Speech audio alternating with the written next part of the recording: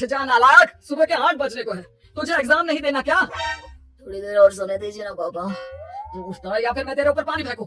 रोज गधों की तरह सोता रहता है, पेपर की कोई टेंशन ही नहीं है। और एक हमारा समय था जब हम पेपर में फेल होने के डर से रात भर पढ़ा करते थे, सो ही नहीं पाते थे। तो क्या आप उसका बदला मुझसे लेंगे?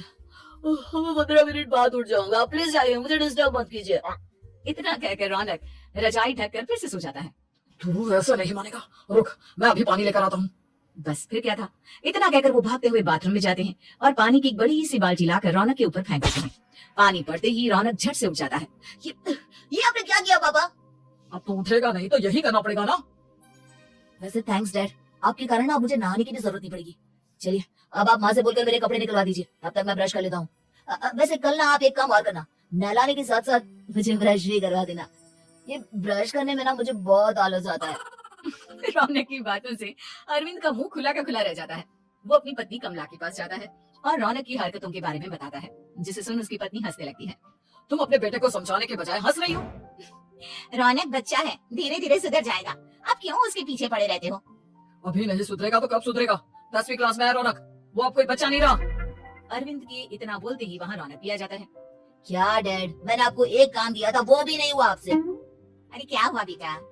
माँ मैंने डैड से बोला था कि वो आपको बोलकर मेरे स्कूल की यूनिफॉर्म निकाल दे, लेकिन मेरे पीछे पड़ने के अलावा इनसे एक काम ढंग से नहीं होता।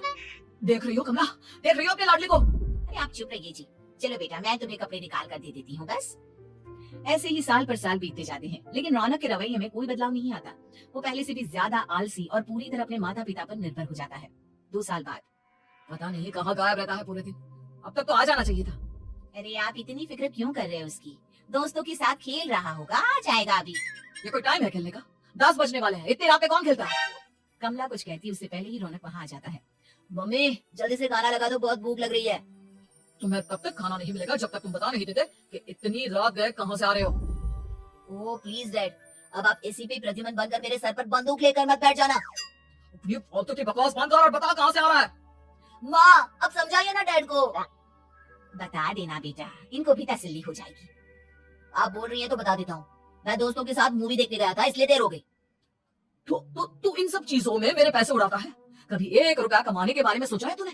जब देखो हवा की तरह पैसे उड़ाता रहता है। माँ अब आप इन्हें चुप करा दीजिए, वरना ना मुझे गुस्सा आ जाएगा। अच्छा क्या कर लेगा? बता ना क्या कर लेगा तू? वैसे बात तो ठीक ही है, मैं कर ही कह सकता हूँ, पैसे तो फिर भी मैं आपसे ही मांगूंगा ना। चलिए अब ये सब बात छोड़िए और मम्मी मेरे लिए खाना लगा दीजिए। अभी लगा देती हूँ बेटा। मैं बता रहा हूँ कमला, एक दिन ये ऐसे ही बिगड़ जाएगा। ओफो, आप क्यों इतना पीछे पड़े रहते हो मेरे बच्चे के? बात की बाद में देखेंगे, अभी आप शांति से उसे खाना खाने देंगे। अगले दिन डैडी मुझे 10,000 रुपए चाहिए। अब इतने पैसे क्यों चाहिए तुझे? डैड आप बिना सवाल किए कभी पैसे नहीं दे सकते क्या? जब तक तू बताएगा नहीं तुझे पैसे भी नहीं मिलेंगे। अरे अब आप अपने बेटे को पैसे भी नहीं दे सकते? नालायक, तेरी उम्र के लोग नौकरी करते हैं और एक तू है जो नौकरी करने का नाम ही नहीं लेता कभी। आप लोगों के होते हुए भला मैं नौकरी क्यों करूं?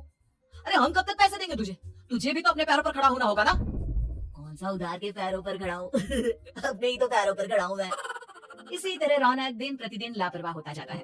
उसकी लापरवाही को देखते हुए अरविंद और कमला अपने बेटे की शादी कराने का फैसला लेते हैं और 1 महीने के अंदर अंदर ही रौनक की शादी मेघा नाम की लड़की से करा देते हैं। शादी के कुछ दिन बाद रौनक, मुझे एक अच्छी सी साड़ी चाहिए, आप ला दोगे ना? हाँ क्यों नहीं, कितने तक की आती है साड़ी? यही करीब 5,000 तक की।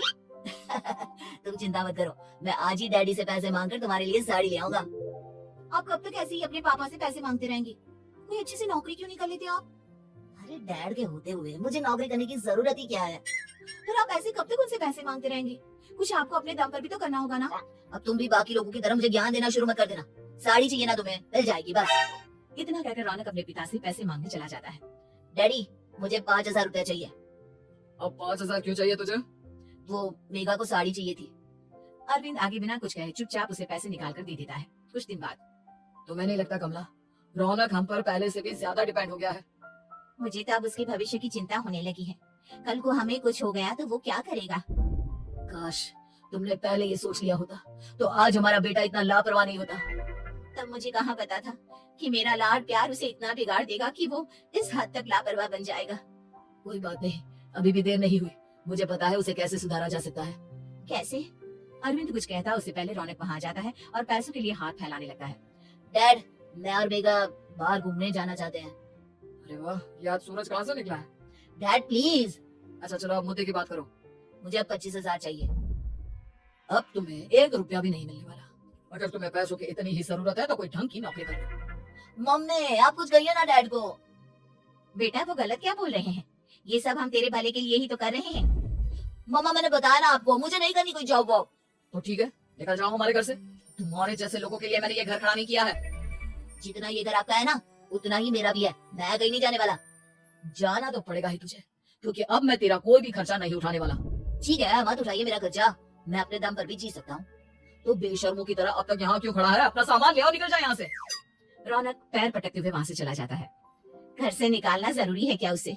बिना पैसों के कौन रखेगा उसे किराए पर? अगर उसका भविष्य सुधारना है तो हमें अपने दिल पर पत्थर रखकर ये कदम उठाना ही होगा। दोनों बात कर रहे होते हैं कि रौनक अपनी पत्नी के साथ एक बड़ा सा बैग लेकर घर से निकल जाता है, लेकिन घर से बाहर उसे कोई भी मुफ्त में अपने घर किराए पर नहीं रखता। अंत में थक हार कर वो फिर से अपने घर चला जाता है। क्या हुआ? थोड़ी देर पहले तो दहाड़ते हुए घर से निकला था, अब क्या हुआ? नहीं रखा ना किसी ने तुझे किराए पर? डैड प्लीज, मैं कुछ दिनों में कोई अच्छी सी नौकरी शुरू कर दूंगा। आप तब तक तो हमें रख लीजिए प्लीज। सुबह से रात हो चुकी है लेकिन कोई हमें रखने को राजी नहीं है। अब आप ही बताइए, इतनी रात को मैं मेघा को लेकर कहाँ जाऊंगा?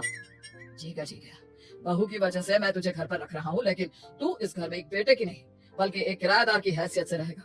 3 महीने है तेरे पास। इन 3 महीनों के अंदर अंदर मुझे तेरी पहली तनख्वाह हाथ में चाहिए, समझ गया? पक्का डैड, इन 3 महीनों के अंदर अंदर तो कोई बढ़िया सी नौकरी ढूंढ ही लूंगा मैं। ऐसे ही धीरे धीरे समय बीतने लगता है और अरविंद के दिए 3 महीनों में से 2 महीने बीत चुके होते हैं। पापा जी ने हमें 3 महीने दिए थे, जिसमें से 2 महीने तो बीत चुके हैं। अब ये आखिरी महीना बचा है। अरे तुम चिंता मत करो, आज मेरा ना 2 जगह इंटरव्यू है, दोनों में से कहीं ना कहीं तो जॉब लगी जाएगी। अच्छा, all the best. Raunak interview के लिए निकल जाता है, जिसके बाद शाम में रौनक घर आता है। कैसा गया इंटरव्यू? आपकी नौकरी लगी या नहीं? अरे पहले सांस तो ले लेने दो अच्छे से। बताइए ना, मुझसे तो जरा भी इंतजार नहीं हो रहा है। वो दरअसल बात यह है कि मेरी नौकरी तो लग चुकी है लेकिन पैसे बहुत कम है। कितने पैसे हैं? 15,000। इतने में अरविंद और कमला मिठाई का डिब्बा लेकर आ जाते हैं। बधाई हो बेटा। हम जानते थे तेरी जॉब जरूर लगेगी। लेकिन मेरी सैलरी बहुत कम है मम्मा। कम है तो क्या हुआ, धीरे धीरे बढ़ जाएगी। हाँ बेटा, हम तो बस चाहते थे कि तू अपने पैरों पर खड़ा हो जाए। मतलब अब आप मुझे घर से नहीं निकालेंगे? नहीं, ये सब हमने तुझे जिम्मेदार इंसान बनाने के लिए किया था। थैंक यू मम्मी पापा, अगर आप लोग ऐसा नहीं करते तो मुझे कभी अपनी जिम्मेदारियों का एहसास तक नहीं होता। आज आपने मुझे सिखा दिया कि इंसान का अपने पैरों पर खड़ा होना भी जरूरी होता है। इतना कहकर रौनक झट से अपने माता पिता के गले लग जाता है और अपनी कमाई की पहली तनख्वाह वो अपने माता पिता के हाथ में सौंपता है। इस तरह रौनक एक गैर जिम्मेदार व्यक्ति से एक जिम्मेदार व्यक्ति बन जाता है।